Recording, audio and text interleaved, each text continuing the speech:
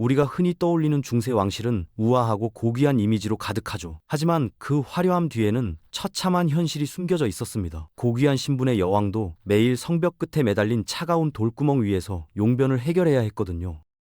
겨울엔 칼바람이 아래에서 치고 올라오고 여름엔 30m 아래 오물 구덩이의 악취가 진동했습니다. 놀라운 건 이 비위생적 구조가 개성 없이 500년을 넘게 지속됐다는 겁니다. 역사책에서 절대 가르쳐주지 않는 중세 여왕의 가장 은밀한 민낯을 파헤쳐 보겠습니다.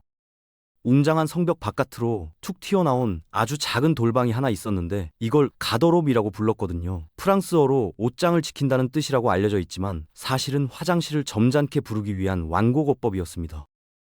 겉으로는 우아했지만 안은 정말 끔찍했죠. 바닥에 구멍 하나가 뚫려 있고 그 아래는 무려 30m 낭떠러지로 이어지는 매우 원시적인 형태였거든요. 배설물은 그 구멍을 타고 성벽 아래 분료 구덩이로 직접 떨어졌습니다. 변기는커녕 지금의 기준으로는 상상도 할 수 없는 수준이었죠.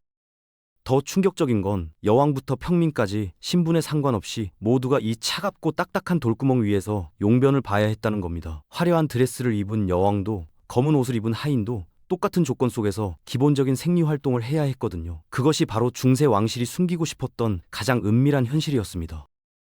여기서 정말 이상한 점이 하나 있습니다. 중세 유럽은 엄청난 기술 문명을 자랑했거든요. 하늘을 찌를 듯한 고딕 대성당을 지었고 시간을 정확히 재는 기계식 시계를 만들었습니다. 수천 명의 군대를 먹여 살리는 복잡한 물류 시스템도 운영했죠. 전쟁터에서 살상 무기를 끊임없이 개선했습니다.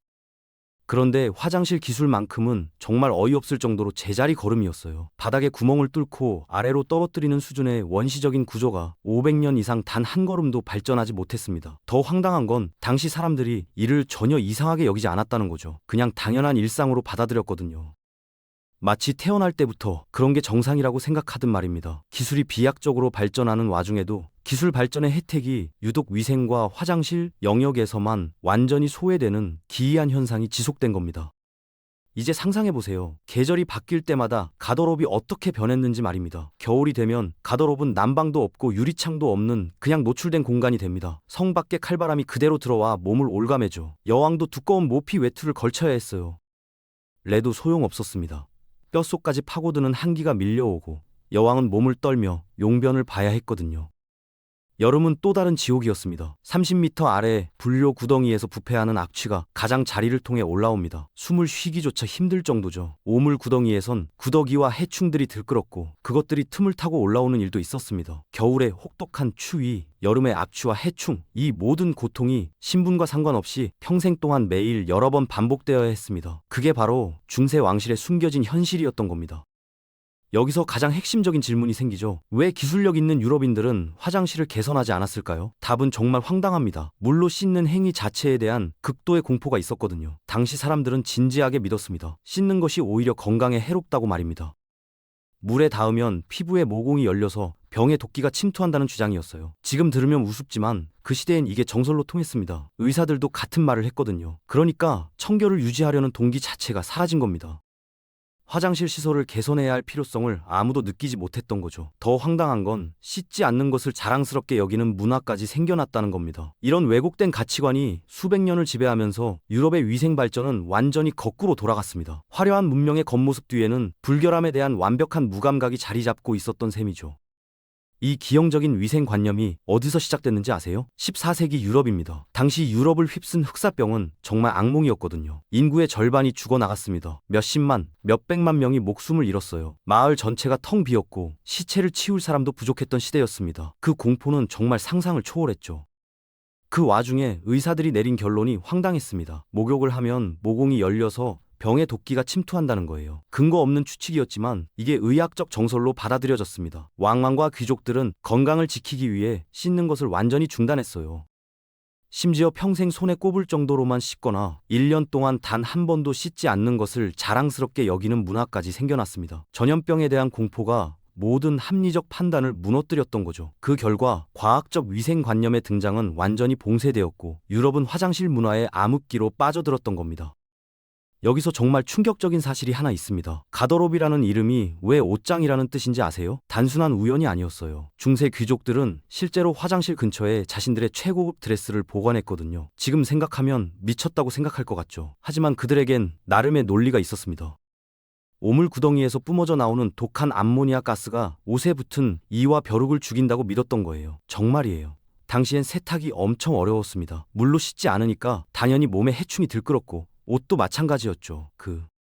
그래서 암모니아 가스는 그들에겐 천연 살충제나 다름없었습니다. 최고급 천에 붙은 해충을 없애려면 이만한 게 없었던 거죠. 결국 가더롭은 단순한 화장실이 아니라 옷을 해충으로부터 지키는 방시라는 뜻이 됐던 겁니다. 역사가 이렇게 아이러니할 수 있다는 게 정말 놀랍죠.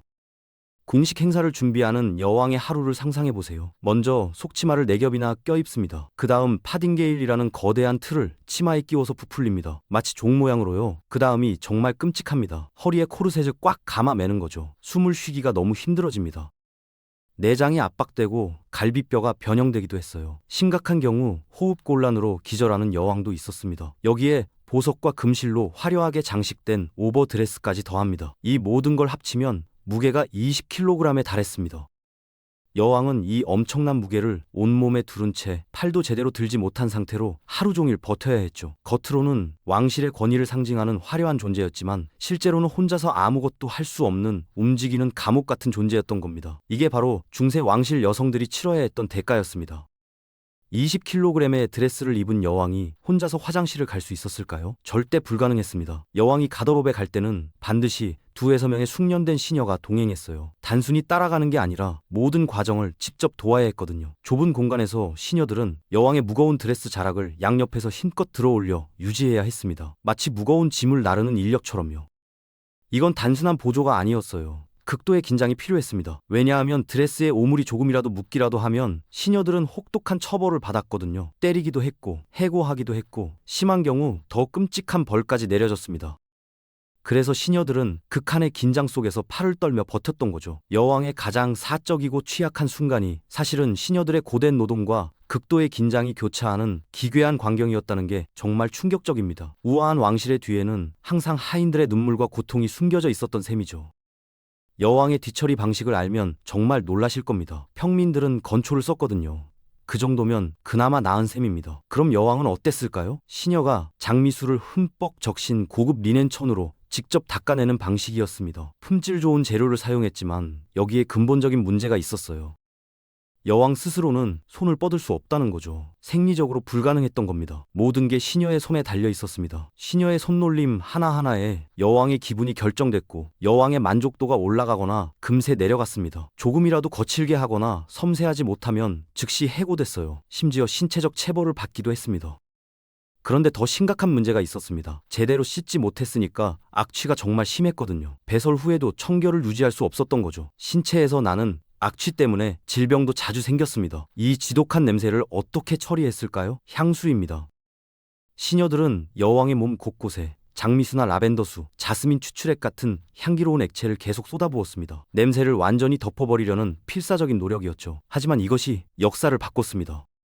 유럽의 화려한 향수 산업이 발달한 결정적 계기가 바로 이겁니다. 오늘날 우리가 즐기는 명품 향수들이 사실은 씻지 못하는 처참한 위생 현실을 가리기 위한 처절한 몸부림에서 시작됐다는 거죠.